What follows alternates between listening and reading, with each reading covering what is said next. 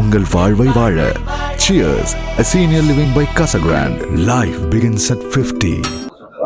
தமிழக அரசின் மாற்றுத்திறனாளி துறையால் அவர்கள் ஏற்பாடு செய்துள்ள ஸ்கூட்டி பெட்ரோல் 3 சக்கர வாகனங்கள் கிட்டத்தட்ட 24 வாகனங்கள், அது மட்டுமல்லாது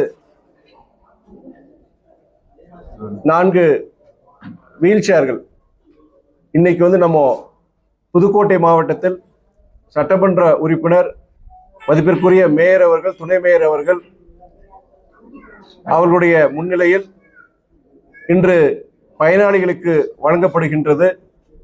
இது தொடர்ந்து இந்த மாற்றுத்திறனாளிகளுக்கு தொடர்ந்து இது போன்ற நலத்திட்ட உதவிகள் இந்த மாவட்டத்தில் செய்யப்படுகின்றது. இது அதன் தொடர்ச்சியாக இன்று கிட்டத்தட்ட 28 பயனாளிகளுக்கு அந்த உதவி வழங்கப்படுகின்றது.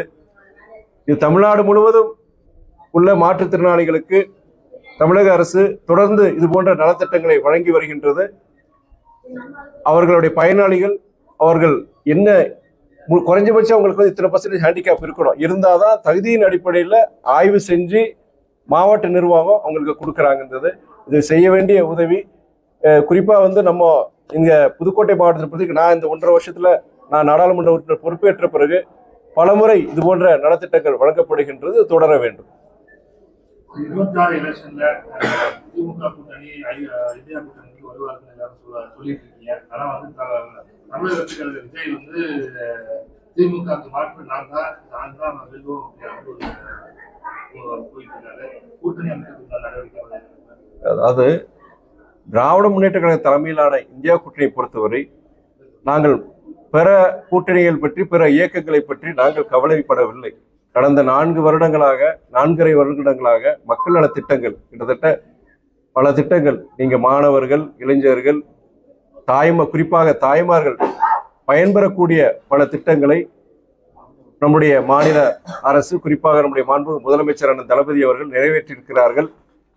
ஒன்றிய அரசு போதிய நிதியை நமக்கு வழங்குவதில்லை, கடுமையான நிதி பற்றாக்குறை இருந்த போதிலும் ஏழை எளிய மக்கள் பயன்பெறுகிற வகையில் பல நலத்திட்டங்களை அவர்கள் நிறைவேற்றியுள்ளார்கள். தேர்தல் வாக்குறுதிகள் கிட்டத்தட்ட 80 வாக்குறுதிகள் மேலாக நிறைவேற்றப்பட்டுள்ளது. சில வாக்குறுதிகள் பொறுத்த வரைக்கும் இன்னைக்கு இருக்கிற நிதிச்சுமை, நிதி பற்றாக்குறையினால செய்ய முடியல. அதனால மக்களுடைய மக்களோட பணிகள் அதன் மூலமாக நாங்கள் தேர்தலை சந்திக்கிறோம். நீங்க மற்ற அணிகள் பற்றியோ மற்ற கட்சிகளை பற்றியோ இதில் அது அந்தந்த கட்சிகளுடைய உரிமை.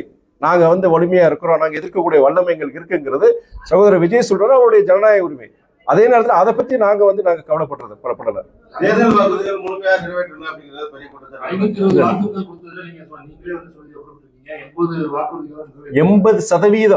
80 விழுக்காடுக்கு மேலான வாக்குறுதிகள் நிறைவேற்றப்பட்டுள்ள. 80ன்னு சொல்லல, 80 விழுக்காடு. தயவுசெய்து பத்திரிகையாளர் நண்பர்களே ட்விஸ்ட் பண்ணிடக்கூடாது. நான் 80 விழுக்காடு 80% சொன்னேன். 80 விழுக்காடு மேலான வாக்குறுதிகள் நிறைவேற்றப்பட்டன. அந்த முக்கியமான சில வாக்குறுதிகள் நிறைவேற்றப்பட காரணம் உங்களுக்கே தெரியும், நிதி பற்றாக்குறை. அது நம்ம தமிழக அரசு கிட்டத்தட்ட 4.5 வருடங்களாக கடுமையான நிதி பற்றாக்குறை, ஒன்றிய அரசுக்கு வழங்க வேண்டிய நிதியை வழங்காததால் ஏற்பட்ட சூழ்நிலையால் அது செய்ய முடியல. அவ்வளவுதான். இன்னொரு முக்கியமான விஷயம், பத்திரிகையாளருக்கு இங்க எல்லாரும் இருக்கிறீங்க, ஒரு அன்பான ஒரு வேண்டுகோள். எங்களுடைய மறுமலர்ச்சி திராவிட முன்னேற்ற கழகத்தின் தலைவர் வைகோ அவர்கள் வருகின்ற 2ஆம் தேதி அதாவது ஜாதி மத பேதங்களை கடந்து தமிழக மக்கள் மனிதநேயத்துடன் ஒற்றுமையாக வாழ வேண்டும், முன்னேற வேண்டும் என்ற உன்னதமான நோக்கத்திற்காக திருச்சியில் 2ஆம் தேதி சமத்துவ நடைபயணத்தை மேற்கொள்கிறார். நம்முடைய மாண்பு முதலமைச்சர் அவர்கள் துவக்கி வைக்கிறார். அவருடைய பொது வாழ்க்கையில், கடந்த 60 ஆண்டு கால பொது வாழ்க்கையில் கிட்டத்தட்ட 10 நடைபயணங்கள், 5000 கிலோமீட்டருக்கு மேலான நடைபயணங்கள் தமிழ்நாட்டு மக்களுக்காக, தமிழ்நாட்டு மக்களின் வாழ்வாதாரங்களுக்காக, தமிழ்நாட்டின் இயற்கை வளங்களை காப்பதற்காக அவர் மேற்கொண்டுள்ளார். இப்பொழுது அவருக்கு 82 வயது, இருதய கோளாறு, பேஸ்மேக்கர் வச்சிருக்கிறாங்க. எங்களுடைய இயக்க தோழர்கள், எங்களுடைய மருத்துவர்கள் எல்லாம் அவர் சொல்லியும் அவர் மீறி இதனுடைய கடைசி நடைபயணம் தமிழ்நாட்டு மக்களுக்காக நான் இந்த நடைபயணத்தை கண்டிப்பா நான் மேற்கொள்வேன், யாரும் தடுக்க முடியாது, இதனுடைய கடைசி நடைபயணம், அதனால நான் கண்டிப்பா சொல்லிட்டு எங்களுடைய எல்லாரையும் மீறி அவர் இந்த நடைபயணத்தை அறிவிச்சு இன்னைக்கு 2ஆவது நடக்க போறாரு. நம்முடைய புதுக்கோட்டை மாவட்டம் வழியாக விராலிமலை, மேலூர், வழியாக மதுரை கிட்டத்தட்ட 160 கிலோமீட்டர் 11 நாட்கள் நடக்க போறாரு. நீங்க ஜாதி மத பேதங்களை கடந்து மக்கள் தமிழ்நாட்டு மக்கள் வந்து ஒற்றுமையாக வாழ வேண்டும், முன்னேற வேண்டும் என்ற உன்னதமான நோக்கம் இது. பத்திரிகை நண்பர் உங்களுக்கு என்னன்னா, நீங்க இது வந்து மக்கள் கொண்டு போய் சேருங்க. ஒரு நல்ல விஷயத்துக்கு அரசியல் எல்லைகளை கடந்து ஒரு நல்ல விஷயத்துக்கான இது பண்ணியிருக்கிறாரு. அது ஒரு அன்பான ஒரு வேண்டுகோள் இந்த நேரத்தில் விடுக்கிறாரு. நடைபயணம் யாருமே வந்து செஞ்சிருக்க முடியாத கோரிக்கைகள் வலியுறுத்தி அந்த நடைபயணங்களால என்ன சாதிச்சாரு அப்படிங்கிற ஒரு கேள்வி இருக்கு. ஏன்னா வந்து ஓகே, சாதிச்சாருன்னு நீங்க சொல்றாரு. ஒரு முக்கியமான விஷயம் சொல்றேன் நானு.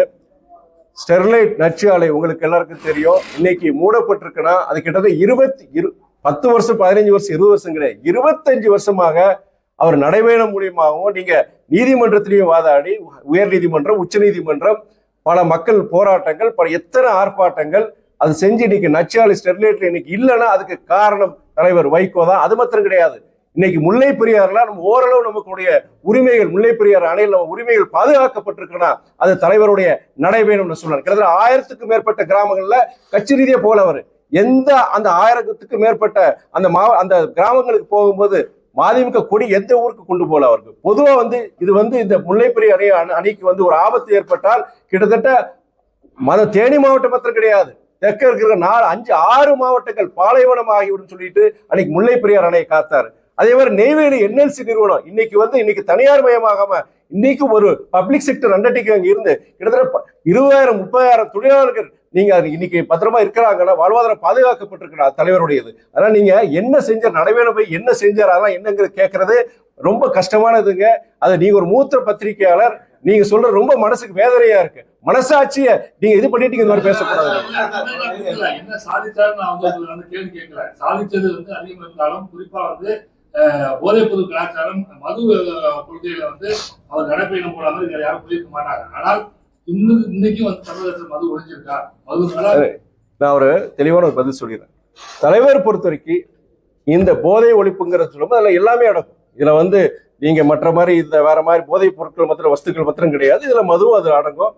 மது இதனால எவ்வளவு தீங்கு ஏற்படுகிறது பல வருஷமா அவர் சொல்லிட்டு தான் இருக்காரு. கள்ளக்குறிச்சி அந்த மரணங்கள் நடக்கும் போது, கள்ளச்சார மரணம் நடக்கும் போதுமே நான் அந்த சம்பவ இடத்துக்கு போகும்போது கண்டிப்பா இது போன்ற இந்த கள்ளச்சார மரணங்களுக்கு காரணமான யாரா இருந்தாலும், அரசியல்வாதியா இருந்தாலும் சரி, நீங்க அதிகாரிகள் இருந்தாலும் சரி, கண்டிப்பா இதில் நடவடிக்கை எடுத்து தமிழக அரசு நடவடிக்கை, காவல்துறை நடவடிக்கை, காவல்துறையிலேயே இது யாராவது உறுதியா இருந்தீங்க நடவடிக்கை சொல்லியிருந்தேன். கண்டிப்பா இந்த மரணங்களுக்கு காரணங்களுக்கு ஆயுள் தண்டனை கொடுக்கணும்னு சொல்லி சட்டமன்றத்தில் நம்முடைய மாண்பு முதலமைச்சர் அவர்கள் அந்த சட்டத்தை கொண்டு வந்தார். இது போன்ற கள்ளச்சாரங்களுக்கு காரணமா யாரா இருந்தாலும் ஆயுள் தண்டனை சொல்லி இதுல மசோதா கொண்டு வந்தாங்க. இது என்னன்னா, தலைவர் வந்து அவர் இப்ப என்ன சொல்றாருன்னா, நான் ஒரு வழிபோக்கனா நான் வந்து மக்கள் கிட்ட ஒரு அவேர்னஸ் கொண்டு போறேன்.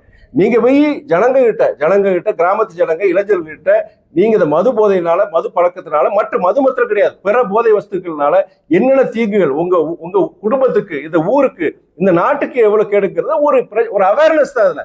அதனால போய் இதுல வந்து இது செய்யக்கூடாது, இதனால என்ன பிரயோஜனம் நீங்க சொல்றது வந்து தவறான ஒரு நீங்க இது பாருங்க. இன்னொரு கூட்டணியில் இருக்கும்போது நாங்க இருக்கிறோம், காங்கிரஸ் இருக்காங்க, பொது உடைமை இயக்கங்கள் இருக்கிறாங்க.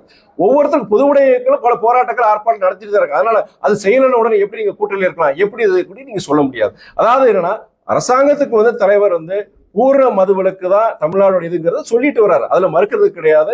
அது தொடர்ந்து அதை வந்து வலியுறுத்திட்டு தான் இருக்கிறார். இந்த இதுலயுமே பொறுத்த வரைக்கும் முக்கியமானது சமத்துவ நடைபெறுங்கிறதா தலைப்பு.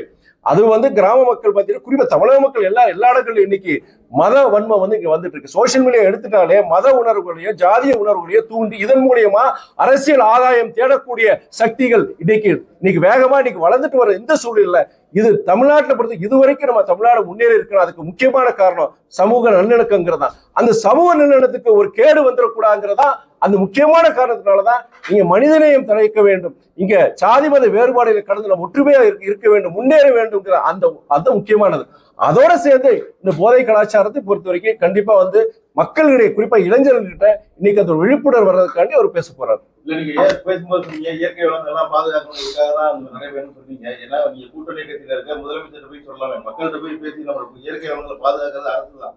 இந்த கோரிக்கை அரசாங்கத்துக்கு இன்னொன்னு சொல்லிடுறேன் நானு. பல கேடுகளுக்கு வந்து நீங்க பத்திரிகை நண்பர்களுக்கு இன்னைக்கு சொல்லிடுற சக அரசியல்வாதிகள் இருக்கிறாங்க. பல நேரங்கள்ல திருமண நிகழ்ச்சிகள் சரி, பல இடங்கள் சொல்லியிருக்கிறேன். பல பிரச்சனைகள் இருக்கு. இன்னைக்கு இருக்கிற சமுதாய சீர்களுக்கு யாரு காரணம்? அரசியல்வாதி கிடையாது, அதிகாரிகள் கிடையாது, மக்களாகி நீங்கள் தானே பல இடங்கள் நான் சொல்லியிருக்கிறேன். நீங்க அந்த அவேர்னஸ் பொறுத்திருக்கீங்க, இதெல்லாம் நீங்க செய்யக்கூடாது, இது செஞ்சா உங்க குடும்பத்துக்கு நல்லது கிடையாது அப்படின்னு சொல்லிட்டு போதை கலாச்சாரம் விட்டுருங்க. பொதுவாகவே சொல்ற பல விஷயங்கள். அன்னைக்கு அந்த விஜயோடைய சகோதரர் விஜயோடைய அந்த கூட்டத்தில் அத்தனை பேர் இறந்தாங்களே, அதுக்கு வந்து நான் அன்னைக்கு வரைக்கும் சொல்லியிருக்கேன். அந்த சகோதரர் விஜய் நான் குறை சொல்லல, நான் அந்த மக்களோட இதை சொல்றேன். நான் அவங்க வந்து அந்த கூட்டத்துக்கு பெண்கள் வராதிங்க, குழந்தைய கூட்டு வராதிங்கன்னு சொன்னாங்க, மீறி வந்தாங்க. அத்தனை ஒரு பெரிய ஒரு விபத்து நடந்தது. பல்வேறு இந்த மாதிரி துயர சம்பவங்களுக்கு இன்னைக்கு சமுதாயத்தோட அவலநிலைக்கு யார் காரணம்னா அரசியல்வாதிகள் கிடையாது, அதிகாரிகள் கிடையாது, மக்களாகிய நீங்கள்ங்கிறத நான் பல முறை சொல்லியிருக்கிறேன். நான் இப்பயும் நான் சொல்ற, தலைவர் போகும்போது நீங்க வந்து மக்கள்கிட்ட நீங்க உங்ககிட்ட மாற்றம் எங்க இருந்து வரணும், உங்ககிட்ட இருந்து வரணுங்கிறதுக்காண்டிதான் நீங்க தலைவர் போறாரு பிரச்சாரம். அதிக சீட்டு வாங்குறதுக்காக வாய்ப்பு இருக்கா சார்? 10 தொகுதியில் வாங்குவோம்னு சொல்லியிருக்காரு தலைவர் சொல்லியிருக்காரு. எங்க சொன்னாரு? எந்த டிவில பாத்தீங்க? எங்க சொன்னாரு? இது தவறான, இது பாத்தீங்கன்னா இதுதான் மிஸ்டிவஸான தவறான தகவல். நான் உயர்நிலை குழுல நாங்க இருக்கிறோம், கிட்டத்தட்ட 20 பேர் உள்ளடக்கிய அந்த உயர்நிலை குழுவுல நாங்க பேசியிருக்கோம். ஒரு இடத்துல கூட இத்தனை சீட் வேணுங்கிறத நாங்க பேசல.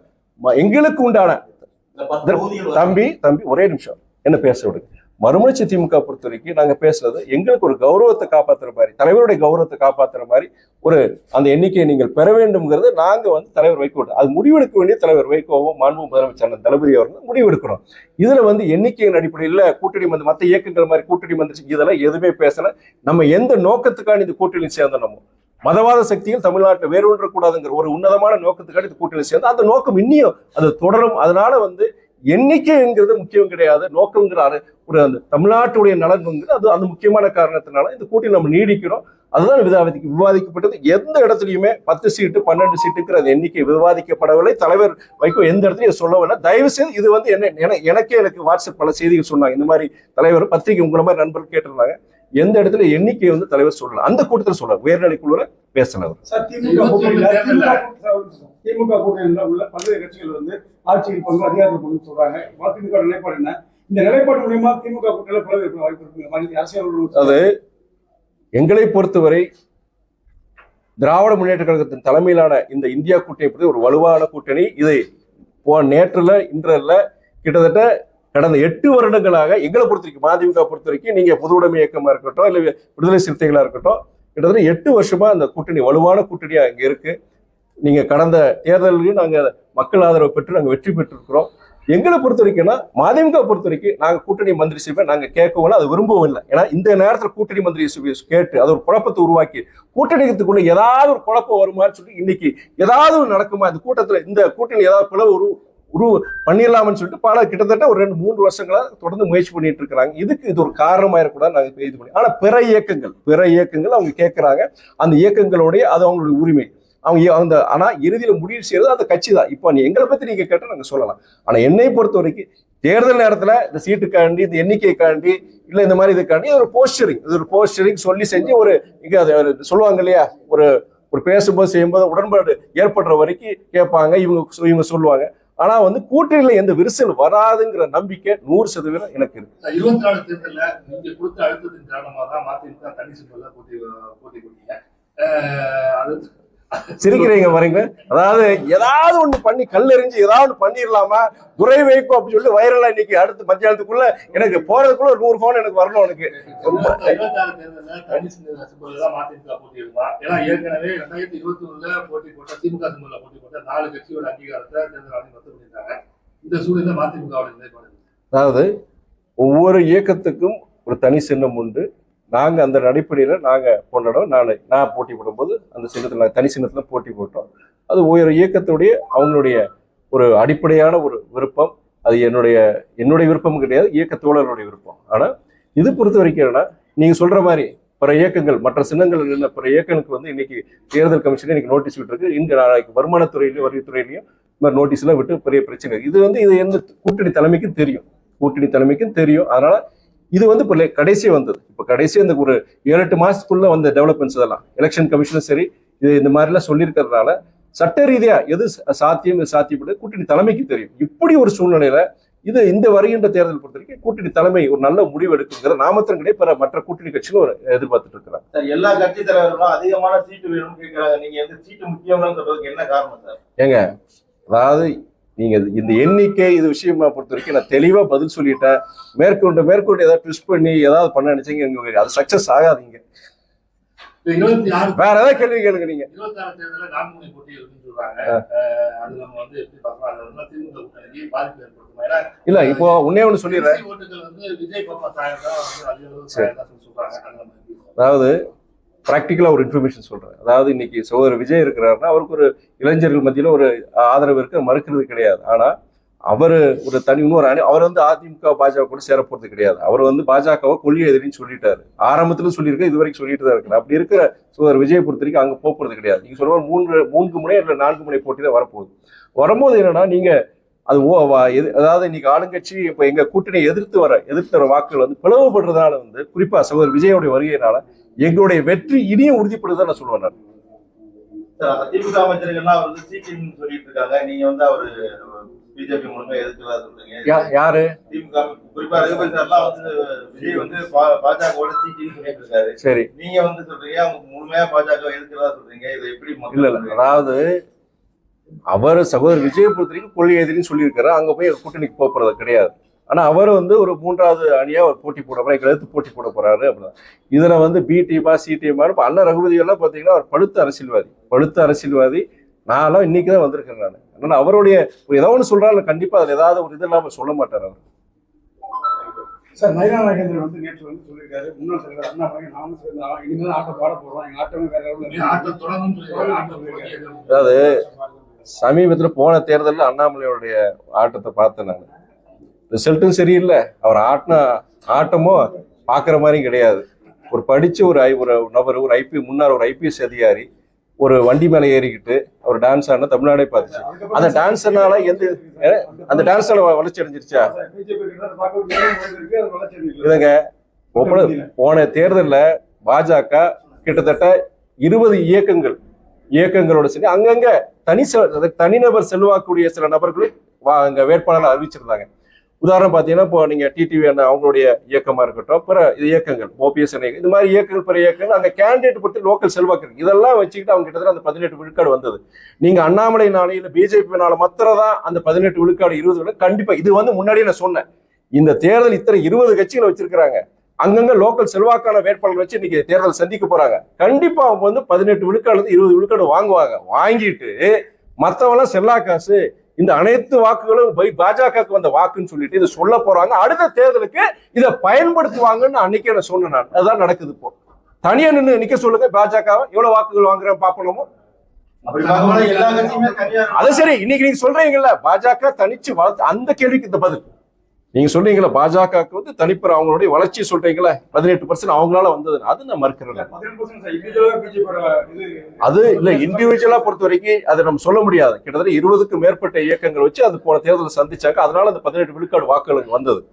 அவங்களுடைய தனியா நிற்கும் போது அவங்க முன்னாடி எல்லாம் 2% 3% வாங்கினாங்க. தனியா நிற்கும் போது நமக்கு தெரியும் அவங்களுக்கு செல்வாங்க.